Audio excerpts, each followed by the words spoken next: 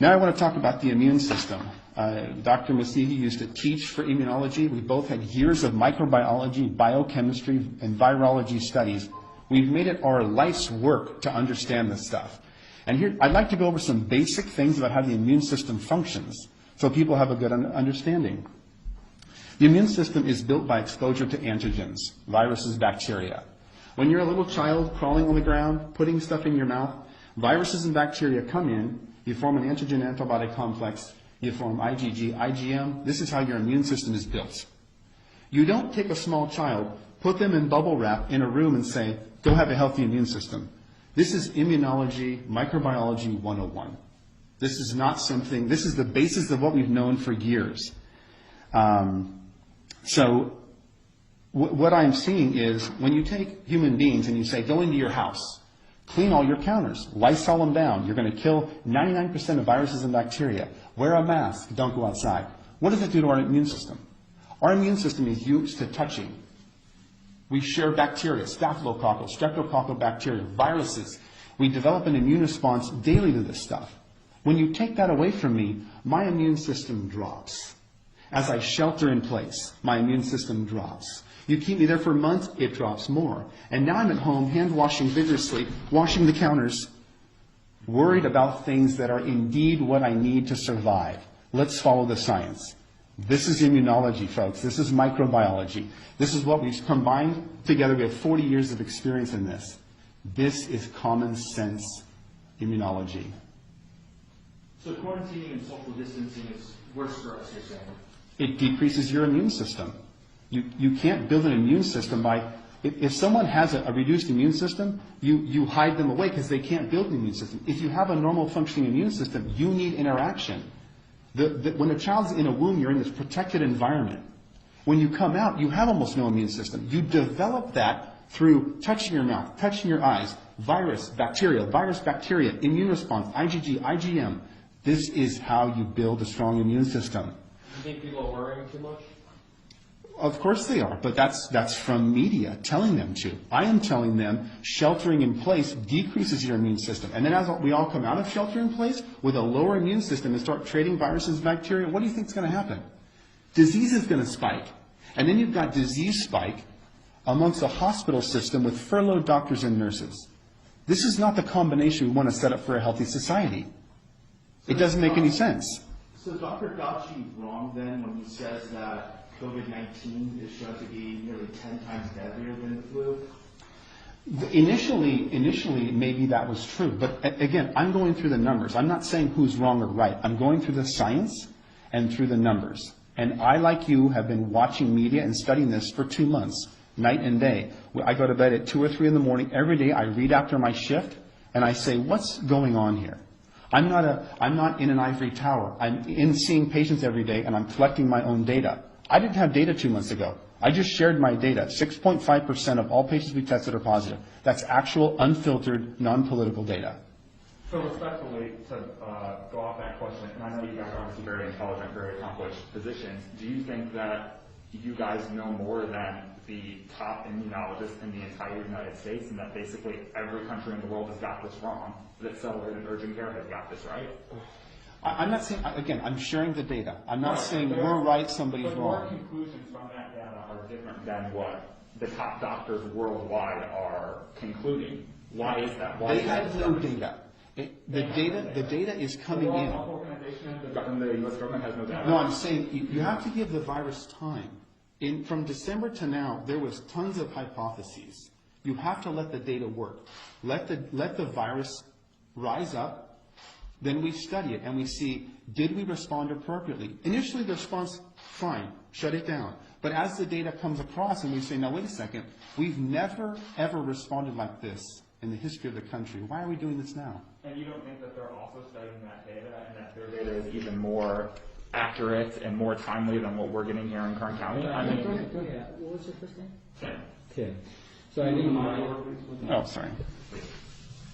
Thank you for your question. I think your question is valid, and obviously Dr. Fauci is a world-renowned immunologist, and a lot of the data that they originally gave us was theoretical. because coronavirus is a new virus. We've studied coronavirus since the 70s. Coronavirus was... We've studied different coronaviruses. This one is novel. Like SARS is a form of coronavirus, MERS is a form of coronavirus. Sure. We've studied different types, but this one is new. So with all due respect, again, we haven't studied this type. But if you let me finish, so every year, according to your argument that you just made, every year... It's not an argument, just a question. Every year when we get the flu, it's a new flu virus, correct? Correct. But 99% of it is flu, correct? The way viruses change, they undergo mutations through their DNA, deoxyribonucleic acid. There are different types of mutations which either cause increased virulence, and more likely decreased virulence, meaning how dangerous a virus is. So when coronavirus was, we've been studying coronavirus since the 70s. And this type of coronavirus that came out was, first and foremost, transmissible through human beings, and that was new. And I think any time you have something new in the medical community, I've been a doctor for 26 years. Anytime you have something new in the medical community, it sparks fear. And I would have done what Dr. Fauci did, so we both would have initially. Because the first thing you do is you want to make sure you limit liability and limit deaths. And I think what they did was brilliant initially. But, looking at theories and models, which is what these folks use, is very different than the way the actual virus presents itself throughout communities. And there's different communities we're talking about here. Bakersfield, a lot more widespread than Manhattan. Very, very different. So you can't really... theory and reality are not always the same, and that's what Dr. Erickson is presenting. It's not about being right or wrong. Medicine, what they teach us is you practice medicine. I'm learning every day, so is Dr. Erickson. We all learn every day. It's not about being right, who's wrong. It's not a basketball game, who made the basket, who didn't. It's about looking at trends and saying, hey, we're not seeing what they've been talking about for the past 6 to 8 weeks. We've crippled the economy. There's a lot of domestic issues going on. Is social isolation warranted for the healthy? So, again, I understand that you guys are seeing drawing different conclusions from the same data. Why is that? That's my question. Because we're actually seeing the patients. Dr. Fauci hasn't seen a patient for 20 years. I'm just saying, it's in general, a lot of the figureheads are not... It's like the general contractor versus the sub. He's not seeing patients. He's in an ivory tower. And we have a world of respect for him. He's a world-renowned immunologist. Two different things. He's an academic. We've dealt with academics all of our life. I did surgery at USC and Loma Linda, all academics. But academics and reality is two different things. Two different things. So we're just presenting our data and our opinion as medical professionals in this community. I was going to say, so you're not necessarily talking about a community in Manhattan, which obviously is... Well, I haven't been to Manhattan for 20 years, right? Yeah. So, let me ask this. So, I mean, in your professional expertise, both of you guys, very, prominent here in the community, why do you think we are taking these measures? Why do you think that, Governor Gavin Newsom, why do you think he's taking these measures to have California being on a strict shutdown right now? Well, again, as a leader, you listen to the people around you, and they make decisions on different timelines. And so Gavin Newsom has people around him telling him, we think this is the best move for now. And then early on, we told people the truth changes every 2 hours, because it was. As the data moves, as we do our own testing, I'm giving a different answer now than I would have a month ago, because I understand the progression of disease in this area. I also understand the progression of disease elsewhere because I look at their data. I don't have to live in Manhattan to watch their disease process, to watch how many positives in the community, and to understand how diseases spread. For instance, nobody talks about the fact that coronavirus lives on plastic for 3 days, and we're all sheltering in place. Where'd you get your water bottles from? Costco. Where'd you get that plastic shovel from? Home Depot. Those are fomites and carriers of disease. So you take your family sheltering in place that you think is safe, and you're taking fomites with disease that they've shown that lasts 3 days. Are you really protecting yourself from COVID? Does that make sense to you? It doesn't make sense to me. and if I swabbed things in your home, I would likely find COVID-19. And so you think you're protected, but you've got fomites coming from, Home Depot and Lowe's. And it's okay for us to be mingling in those situations, but we have to not go to work. It's okay for us to go to Costco, but not to church. Do you see the lack of consistency here? From a microbiological, immunological standpoint, that doesn't make sense. If you're going to isolate people, you need to shut these all down, because that's how the fomites are being transferred. When you go to Del Taco and you get a plastic bag or piece on your burrito from someone not wearing a mask who was just wiping their arm on your thing, do you think you're protected from COVID?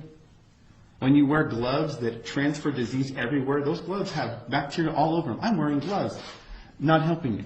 As your mask that you're wearing for days, you touch the outside of it, COVID, and then touch your mouth. This doesn't make any sense. We wear masks in an acute setting to protect us. We're not wearing masks. Why is that? Because we understand microbiology, we understand immunology, and we want strong immune systems. I don't want to hide in my home, develop a weak immune system, and then come out and get disease. We have both been in the ER through swine flu and through bird flu. Did we shut down for those? Were they much less dangerous than COVID? Is the flu less dangerous than COVID? Let's look at the death rates. No, it's not.